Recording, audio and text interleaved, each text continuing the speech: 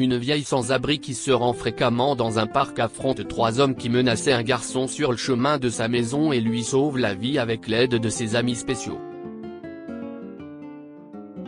Olivia Roberts et son mari Edward ont été ravis de la naissance de leur fils Joel, et ils avaient de grands projets pour lui. Olivia et Edward étaient tous deux orphelins et avaient grandi dans des familles d'accueil. Ils savaient donc ce que c'était que de grandir sans amour ni tendresse. Malheureusement, le destin n'a pas été de leur côté et Olivia a perdu Edward à la suite d'une crise cardiaque, 1 an seulement après la naissance de Joel. Par la suite, elle a élevé seule leur fils tout en multipliant les emplois pour subvenir à ses besoins.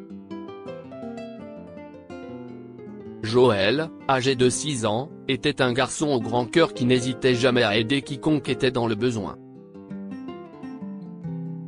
Par exemple, bien qu'il ait été attaqué par une meute de chiens errants à l'âge de 4 ans et qu'il en ait toujours été terrifié, il aimait les animaux et voulait les aider. Ainsi, lorsqu'il voyait un chien affamé, il lui laissait quelque chose à manger, en gardant une bonne distance avec celui-ci, avant de s'éloigner. Un après-midi, alors qu'il rentrait de l'école, Joel a vu une femme frêle assise dans le parc, entourée de chiens. La femme n'était pas plus en forme que les chiens, et elle semblait tout aussi négligée et faible. Joel a également remarqué qu'elle donnait quelque chose à manger aux chiens à partir d'un petit sac en plastique noir. Il la regardait fixement et voulait l'aider, mais il n'osait pas l'approcher à cause des chiens. Il a donc attendu le départ des chiens, mais quelques minutes plus tard, il a aperçu la dame âgée qui s'est levée de son siège et s'est dirigée vers la sortie du parc, suivie par les chiens.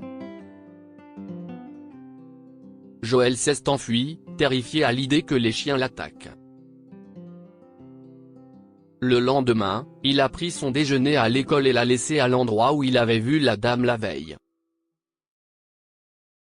Puis il s'est caché derrière un buisson et a attendu qu'elle arrive. Lorsque la femme âgée a vu la nourriture, elle était perplexe et a regardé autour d'elle pour voir qui l'avait laissée là. Ne voyant personne s'approcher, elle l'a ouverte et l'a partagée avec les chiens qui l'avaient suivie. Joel était ravi de l'aider, elle et les chiens, et il a commencé à leur laisser un repas tous les jours.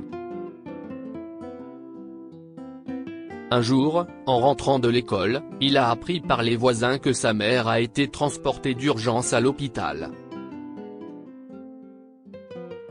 Madame Hill, leur voisine, lui avait préparé le déjeuner avant de partir pour son service à l'hôpital de la ville et lui avait laissé un mot disant qu'elle le verrait le soir. Le petit Joel se sentait seul car il n'avait personne à la maison ce jour-là. Il est donc parti peu après et errait dans les rues lorsqu'il a revu la femme âgée dans le parc, entourée de chiens. Malheureusement, il n'avait rien à lui offrir ce jour-là. Il s'est assis sur un banc à l'écart d'elle, plongé dans ses pensées sur la maladie de sa mère. En fait, le garçon était tellement préoccupé qu'il n'a pas remarqué que la femme âgée s'est approchée de lui et a pris place à côté de lui. « Bonjour, je m'appelle Teresa », a-t-elle dit en se présentant. « N'es-tu pas celui qui me laisse de la nourriture tous les jours ?» Joel est terrifié lorsqu'il a vu les chiens qui le regardaient. Il s'est levé du banc, avec l'intention de s'enfuir, mais Teresa l'a arrêté. « N'aie pas peur. Ils ne te feront pas de mal », a-t-elle assuré en tapotant la tête d'un des chiens. « Vous êtes sûr ?» a demandé Joel avec hésitation. « Et s'il me mord ?» Teresa a souri. « J'ai passé beaucoup de temps avec eux et je les connais bien. Ils ne te feront aucun mal. Ils sont presque comme mes amis. » Lorsque Teresa a dit cela, Joël s'est détendu et a caressé doucement l'un des chiens. Étonnamment, le chien s'est mis à le lécher par affection, et ils l'ont tous entouré, lui faisant signe de les caresser. « Comment avez-vous découvert que c'était moi qui vous laissais de la nourriture ?» a demandé Joël, qui jouait joyeusement avec les chiens. « Eh bien, » a dit Teresa, j'ai souvent remarqué que tu quittais le parc après mon arrivée, et un jour, je t'ai aussi vu laisser de la nourriture sur le banc où je m'assois habituellement, alors j'ai su que c'était toi. Mais que fais-tu ici à cette heure-ci? N'es-tu pas censé être à la maison? Il n'y a personne à la maison, a dit Joël. Maman est malade. On l'a emmenée à l'hôpital. Je ne sais pas quand elle reviendra. Oh là là, s'étonna Teresa. Es-tu allé voir ta mère à l'hôpital? Non, a dit Joël, dépité. J'ai peur d'y aller seul. Et je ne sais pas où se trouve l'hôpital. Je connais juste le nom. Pourquoi n'irions-nous pas voir ta mère? A proposé Teresa en offrant au garçon un paquet de biscuits. Nous pourrons la rencontrer et partager des biscuits avec elle. Je t'attendrai dehors, et quand tu auras fini de la voir, nous pourrons rentrer ensemble. Si est-il vrai? Vous m'y emmènerez? Oui, mon cher. Au fait, comment tu t'appelles? Oh, j'ai oublié de me présenter, a dit Joël en ricanant.